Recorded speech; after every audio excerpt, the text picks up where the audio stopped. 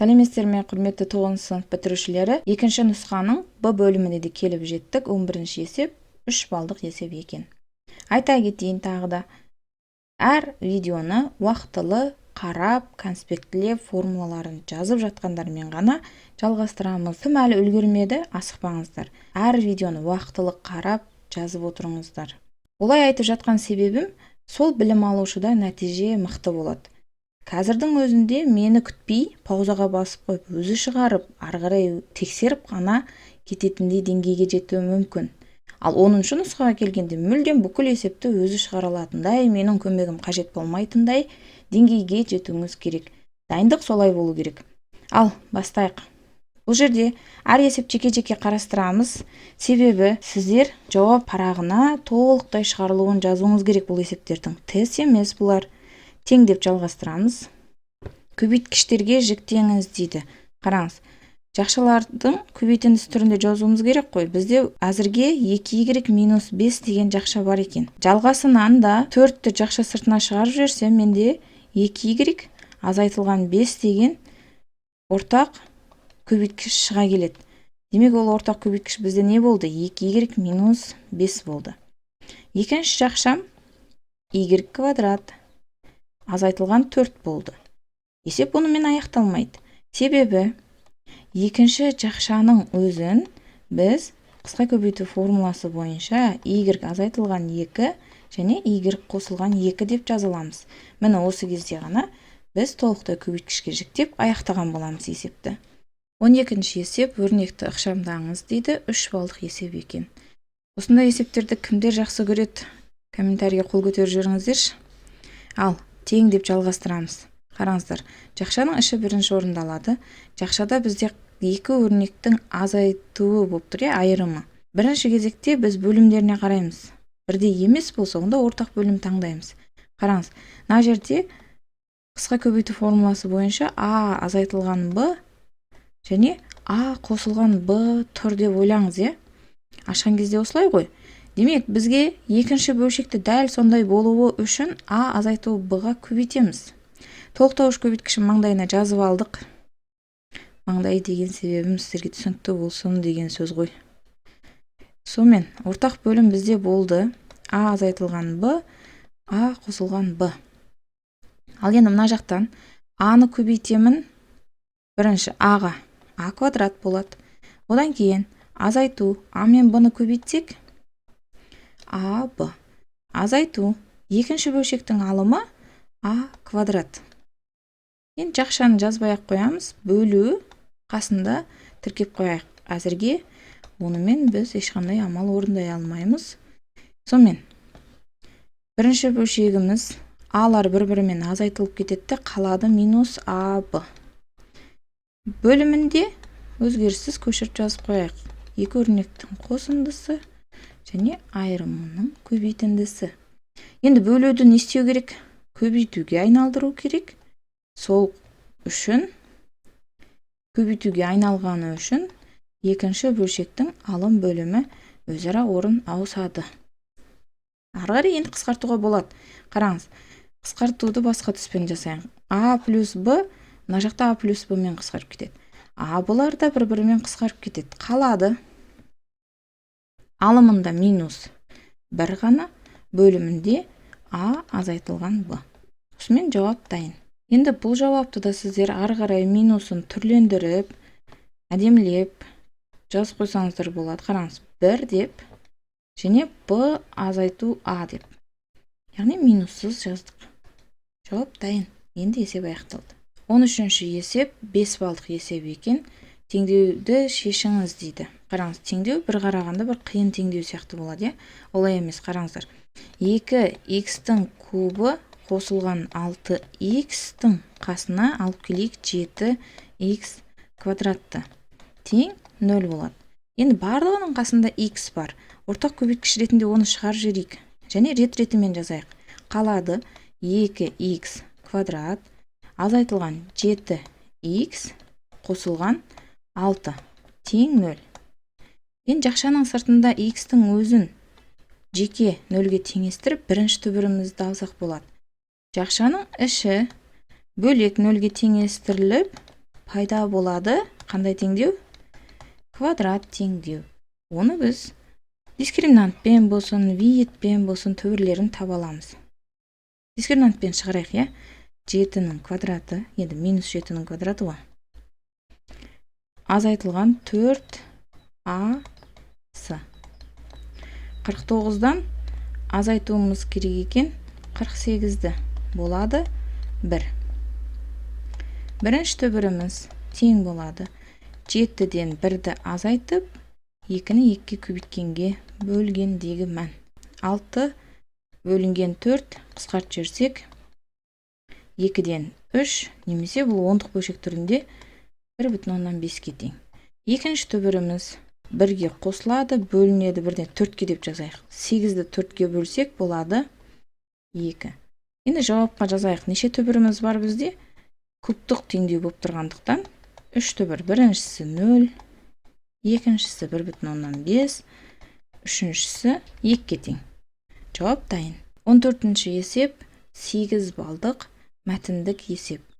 Енді осындай мәтінді есептерді кестемен түсіндірген видеомның астына қойып қоямын. Сол жерден де мұқият үйреніп алсаңыздар болады. Енді қазір кестесіз қалай шығарамыз? Бірінші, міндетті түрде берілген түсініп оқып алыңыздар.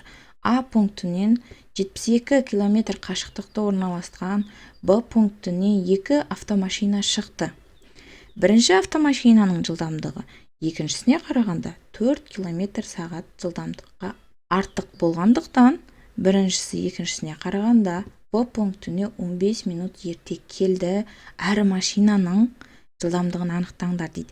Енді қараңыз, бірінші автомашинаның жылдамдығы X қосылған 4. Енді бізде екіншісінікін X деп айтайын деп тұрмыз да. Байқадыңыздар ма? Сонда біріншісінікі одан 4 км сағатқа артық болғандықтан X плюс 4 болды. Бұл жылдамдықтары. Ал енді олардың сонда қараңыз, бірінші автомашина қанша уақыт құртады? 72 бөлінген X плюс 4 уақыт құртады.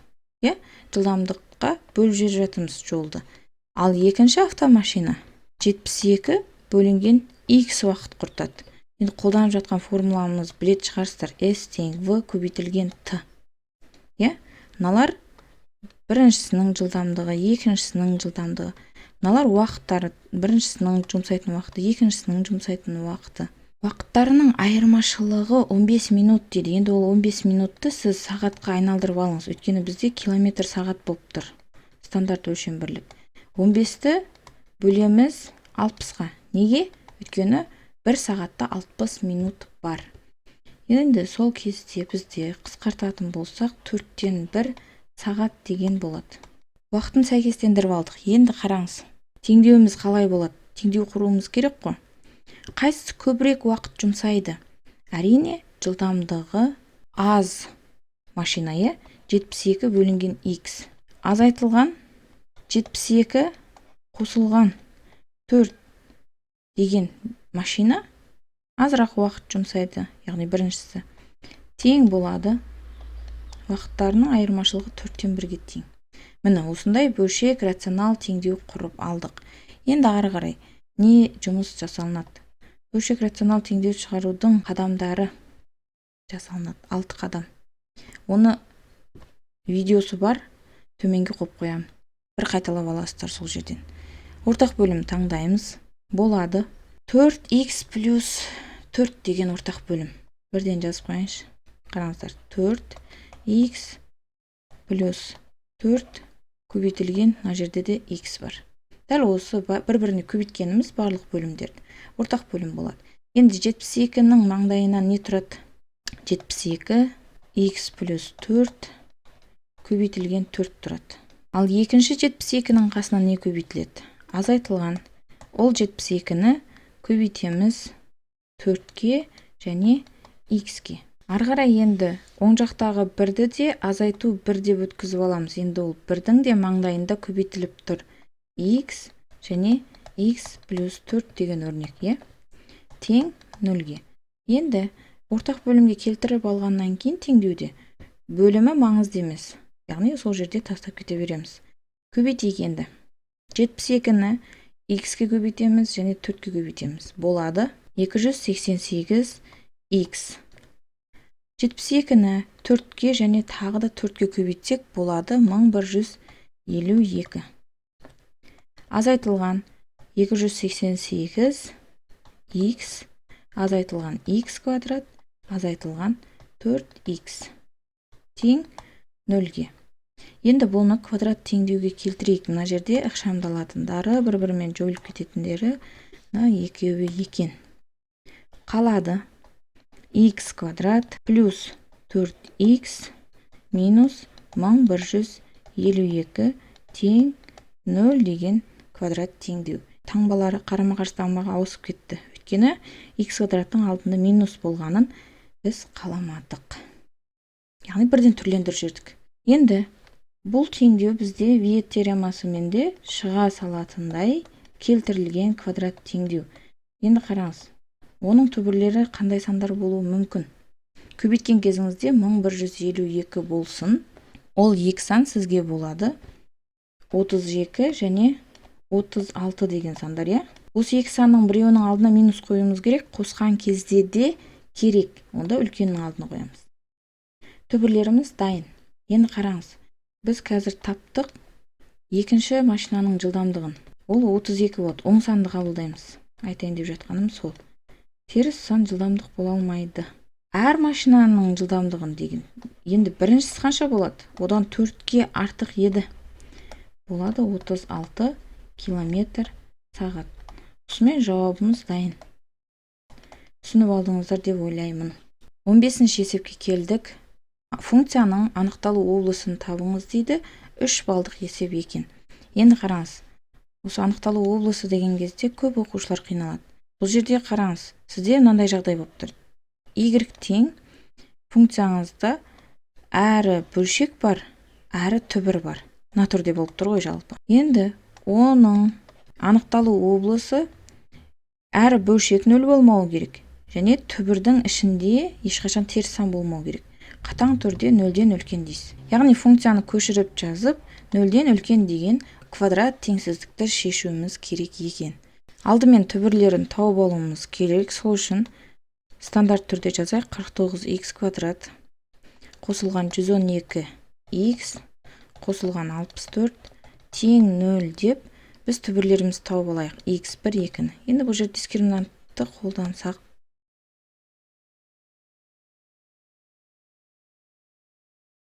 Мына сандар сіздерге кішкене қиын сандарға ұқсап кетуі мүмкін, бірақ олай емес. Қараңыз. 112-нің квадраты 12544 қой. Мына үшеуін де көбейтіп көріңіздерші, дәл осы сан шығады.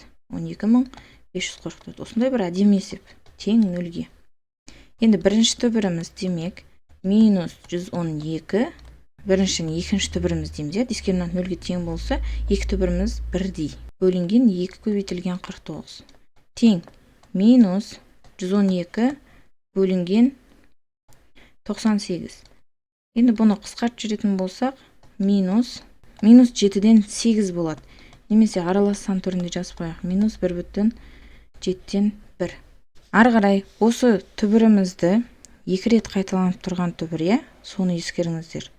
Сан өсінде белгілейтін болсақ, ішін боямаймыз, өйткені теңсіздік белгісі қатаң түрде үлкен деп тұр. Минус 1,7-ден 1. Таңбалары екі жағынан да плюс болады. Енді оң жақтан плюс деп бастаймыз, өткен x квадраттың алдында плюс 49 болып тұр. Ал енді ары қарай енді тағы плюс қоямыз, өйткені бұл түбір 2 рет қайталанып тұрған түбір болғандықтан. Жұп рет қайталанған түбір болғандықтан. Сонымен жауап, қараңыз, минус шексіздіктен дәл осы түбірімізге дейін және осы түбірден плюс шексіздікке дейін. Өйткені бізге үлкен аралық керек еді, плюс аралықтар. Оларды штрихтасақ барлық аралық жатады. Тек мына жерде біз ойып алған түбірімізді ғана жауаптан шығарып жібереміз. Жауап жазылды. Есеп бітті. Келесі 16-шы есеп бөлшек рационал теңсіздіктерді шешіңіз дейді. 4 балдық есеп. Енді бұл теңсіздігіміз бөлшек түрінде болғандықтан алым бөлімін жеке-жеке 0-ге теңестіреміз. Алайда бөлшектің бөлімі әрқашанда тең емес 0-ге деп аламыз. Сонда бізде x плюс 3-іміз тең болмау керек екен 0-ге. Яғни x тең емес минус 3-ге. Ал алымы x квадрат қосылған 7x қосылған 10 тең болады 0-ге. Қашан? Бірінші, екінші түбірді виет теоремасы арқылы анықтайық. 10 болады 5 пен 2-нің көбейтіндісі. Және осы 5 пен 2-нің қосындысы 7-ге тең. Енді бізге минус 7 шығу керек. Екеуінің алдында да минусты бере саламыз. Енді сан өсімді белгілейік, қараңыздар. Теңсіздік белгісі қатаң емес. Ең кішісі қайсысы? Минус 5. Оның іші боялады. Ішін бояп белгілейміз. Одан кейін минус 3 тұрады. Бірақ оның ішін боямаймыз. Өйткені біз тең болмасын дедік. Келесі минус 2. Енді аралықтағы таңбалары оңнан басталады. Плюс. Одан кейін минус. Енді мына жерде квадрат болғандықтан жұп рет қайталанып жатқан түбірдің астын сызып қоямыз. Оның екі жағында таңба сақталады. Келесілерінде ауыса береді. Сонда бізге керегі кіші еді. Яғни минусты штрихтаймыз. Жауапқа жазамыз. Тік жақшамен минус 5-тен минус 3-ке дейін жай жақша. Және сол минус 3-тен минус 2-ге дейін тік жақша. Жауап дайын. Келесі 17-ші есеп. Қараңыз, 6 балдық есеп екен. Мүшелері оң, геометриялық прогрессияның 3-ші мүшесі 12, ал 5-ші мүшесі 48-ге тең.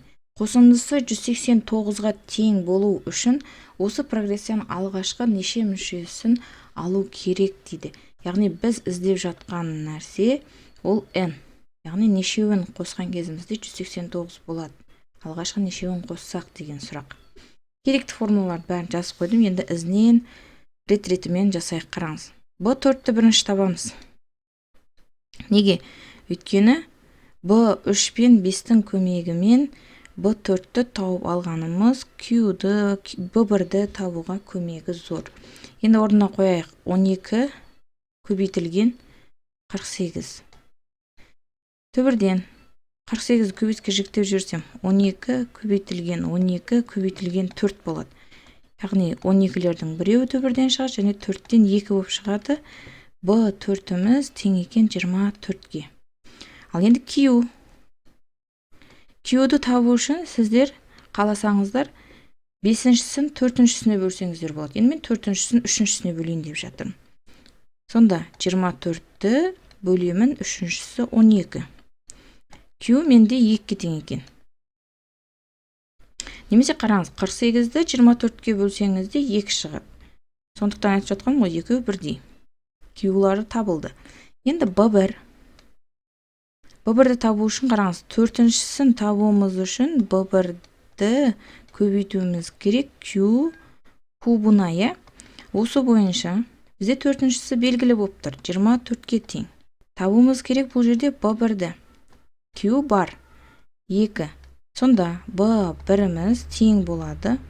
24-ті бөлшек түрінде жазайықшы. 24-ті бөлуіміз керек 2-нің кубына. Яғни 8-ге. Сонда B1 бізде тең болады екен 3-ге. Енді мына SN деген формулаға керекті мәліметтердің барлығы табылды. Тек N табылмай тұр. Іздеп жатқанымыз сол. Енді SN нешеге тең? 189-ға. Тең болады. B1 нешеге тең? 3-ге. Q нешеге тең? 2-ге. Орын-орнына қойып алдық. Енді есептейік, қараңыз. 3, 2-нің n дәрежесі азайтылған 1 тең болады екен 189-ға. Бөлшектің бөлімі 1. 2-ден 1-ді азайтқан кезімізде. Енді 2-нің n дәрежесі азайтылған 1, 189-ды 3-ке бөлсеңіз 63. 2-нің n дәрежесі тең болады 64-ге. Демек n нешеге тең? Әрине 6-ға. Осымен жауап дайын, есеп аяқталды. Келесі 18-ші есеп. Синус берілген, қай ширекте орналасқандығы берілген, тангенсті есептеңіз дейді. Қараңыз. Жалпы негізі тангенс дегеніміз синустың косинусқа қатынасы, е? Енді осы жерде синус бар, косинус жоқ. Бірақ синустың көмегімен біз косинус таба аламыз. Енді мына ширек қай ширек екенін біліп алайықшы. Бұл бізде 0-ден пи бөлінген 2 аралығында деген мына бірлік шеңберді сіздерге көрсетіп, естеріңізге түсіріп берейін. Қараңыз, 0, мына жерде пи бөлінген 2, мына жерде пи, мына жерде 3 пи бөлінген 2, е? Яғни 90 градус, 180 градус, 270 градус. Енді бізде 0 мен пидің арасында деген кезде осы жердегі косинустың таңбасын біліп алайық. Бірінші ширекте барлық тригонометриялық функциялардың таңбасы 10. Демек шығарған жауабымыз 10 болу керек. Ал кеттік, синустың көмегімен косинусты табайық. Бірінші тепе-теңдіктен мына түрде түрлендірілген формула шығарып аламыз. Енді орнына қойып есептейік. Косинус альфамыз тең болады 1-ден азайтамыз 5-тен 4-тің квадратын. Тең 1-ден азайтамыз, квадраттасақ жеке-жеке 16, 25. Сонда ортақ бөлім 25. 1-ді 25 бөлінген 25 деп көз алдыңызға келтіріңіз. Одан 16-ны азайтсақ 9. Енді бұл 9-дан жеке-жеке түбірден шығара аламыз. 3 шығады, 25-тен 5. Оң таңбасын алдық. Тангенс альфаны 1-ден есептей берейік. Қараңыз, синус жазам бірінші. 4-тің 5-ке қатынасы. Синус бөлінген косинус, е? Міне, бөлуді былай түрде жазайын. Сіздерге түсінікті болу үшін. Косинус ол қанша? 5-тен 3. Тең. Бірінші бөлшек өзгеріссіз жазылады. Бөлу көбейту. Екінші бөлшектің алым бөлімі ауысты. Қысқаратындары 5 пен 5 қалады 3-тен 4. Енді 1/3-тен 1 деген аралассан түрінде жазып қойсақ, есебіміз аяқталды. 19-шы есеп. Жүгерінің егілген 300 дәнінің 294 дәні өнген жүгерінің өнгіштігін анықтаңдар дейді. Енді ол өнгіштік дегеніміз ықтималдық қой. Қараңыз. П тең мүмкін жағдайлардың жиынын бөлеміз барлық жағдайлар жиынына. Енді біздің жағдайда барлық жағдай 300, мүмкіні 294 болып тұр ғой. Енді осы күйі қалдырмай, сіздер оны есептеп, ондық бөлшек түрінде жазып қойыңыздар міндетті түрде. Бұл 0,198 екен. Бар болған 2 балдық есеп еді, жауап дайын. Соңғы 20-шы есеп. Бар болғаны 2 балдық. Дәл бірінші нұсқадағы шарттарды сұрап тұр. 7-ші сыныптың 25 оқушысының бойлары өлшенді дейді. Оның ішінде 150 сантиметрлік 2 оқушы бар екен. Сәйкесінше ары қарай 152 сантиметрлік 6 оқушы бар екен деген сияқты. Енді таңдалымның салыстырмалы жиілігін, модасын, медианасын табыңыздар дейді. Енді салыстырмалы жиілік дегенді өткен нұсқадан бәріңіз жатқа біліп алдыңыздар деп ойлаймын. Жалпы 25 оқушының екеуінің бойы 150 салыстырдық, е? Ары қарай жалғастырып салыстырамыз. 25-тен 6 қосылған 25-тен 8. Осылай қосып шыққан кезімізде бізде нәтиже барлық салыстырмалы жиіліктерінің қосындысы 1-ге тең болады екен. Мода ол ең жиі кездесетін.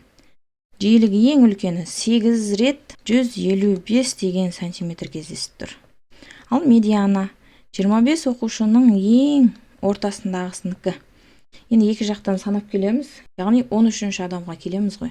Кеттік. 2-ге 6-ны қосамыз 8. 8-ге 8 16 осы жерде. Мына жақтан да санап келейік. 3. 3-ге 6 9. 9-ға ары қарай 13 болу үшін 8-ді қосқан жеткілікті. Медианасы да 155 екен. Осымен жауабы дайын, есеп аяқталды.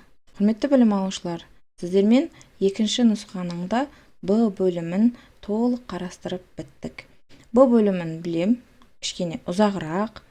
Қай кезде сіздер жалға бастайсыздар, паузаға басып қойып, өздеріңіз шығаруға тырысыңыздар. Сол кезде біраз сұрақтар туындап, ұйқыңыз ашылып, ары қарай видеоны қызығушылықпен қарай бастайсыздар. Сіздерден жақсы нәтиже күтемін. Үшінші нұсқаны қарастыруға бар күштеріңізді жинап күтіңіздер. Видеоны міндетті түрде қолдау көрсетіп, лайк басып, комментарий жазып, достарыңызбен бөлісіп қоюды, және де каналмен бөлісіп қоюды, оған өзіңіз де тіркеліп қоюды ұмытпаңыздар.